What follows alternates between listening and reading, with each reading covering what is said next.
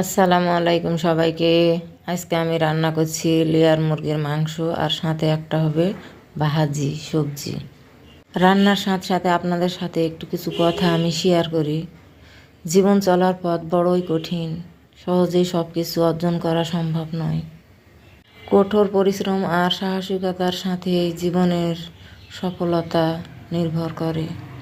কারো জীবন তো দূরের কথা, আমি আমার জীবনের গল্পেরই কিছু কথা আপনাদের সাথে বলি। সংসার জীবনে এসে আমি হয়েছি এক কঠোর পরিশ্রমী সংসারী নারী, আর ছোটবেলা থেকেই ছিলাম সত্যের প্রতি ভক্ত। সত্য কথা না বললে আমার ভালো লাগতো না, আর সত্য ছাড়া আমার কোনো কিছু ভালোও লাগে না। এখনও আমি সেই রকমই আছি। সত্য ছাড়া আমাকে মিথ্যার দিকে এগোতেই ভালো লাগে না। এজন্য জীবন থেকে কিছু মিথ্যাবাদী বন্ধু বান্ধব আমি ত্যাগ করে ফেলেছি।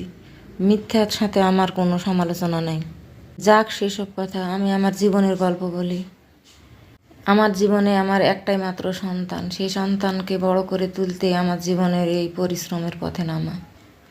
এই সন্তানের জন্যই আমি জীবনের সব সুখ আহ্লাদ সব কিছু ত্যাগ করে পরিশ্রমের পথে হাঁটছি। আল্লাহ যে কবে আমাকে সেই সৌভাগ্যের পথে নিয়ে যাবে, সেটাই শুধু সবসময় ভাবি। একটা সন্তানকে বাইরে রেখে পড়াশোনা করাতে যে কতটুকু খরচ আর পরিশ্রম করতে হয়, যে বাবা মারা করে তারাই শুধু জানেন। তাই তো আমার সন্তানকে মানুষ করতে আমি সংসারে যত কাজ সব করি, তারপরে আবার অবসর টাইমে বাচ্চাদের টিউশন পড়াই। এমনিতেও আমি স্বাভাবিকভাবে ততটা সুস্থ নই। নানান রকম অসুখ বিসুখে ধরে রেখেছে আমার সারাটা জীবন। অল্প বয়সে বাবা মা হারিয়েছি। বাবা মা বেঁচে থাকলে হয়তো এত কষ্ট আমাকে করতে হতো না। তাই তো জীবন সংগ্রামের পথে আমি নেমে গেছি। সহজে হাল ছাড়বো না, হাল ধরেই থাকবো আমি।